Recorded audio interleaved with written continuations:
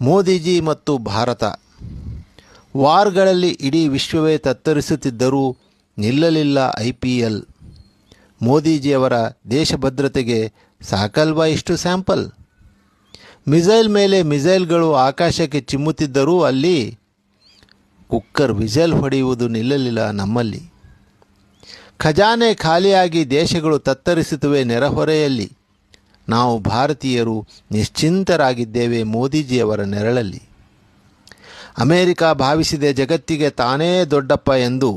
ಆದರೆ ಜಗತ್ತಿಗೆ ಗೊತ್ತು ಮೋದಿ ಅವರಿಗಿಂತ ಒಂದು ಹೆಜ್ಜೆ ಮುಂದು. 70 ವರ್ಷಗಳಿಂದ ಕುರುಡರಾಗಿದ್ದೆವು. ನಡೆದಿತ್ತು ಬರೀ ಲೂಟಿ ಮತ್ತು ಮತಾಂತರ. ಈಗ ನಡೆದಿದೆ ದೇಶದ ಅಭಿವೃದ್ಧಿ. ಇದು ಅಂದಿಗೂ ಇಂದಿಗೂ ಇರುವ ಅಂತರ. ನಮೋ ನಮೋ ಎಂದು ಇಡೀ ಜಗತ್ತೇ ರತ್ನಗಂಬಳಿ ಹಾಸುತ್ತಿದೆ. ಅವರ ಅವಿರತ ಪರಿಶ್ರಮದಿಂದಲೇ ಭಾರತ ಇಂದು ಬೆಳಗುತ್ತಿದೆ. ಜೈ ಮೋದಿಜಿ, ಜೈ ಭಾರತ.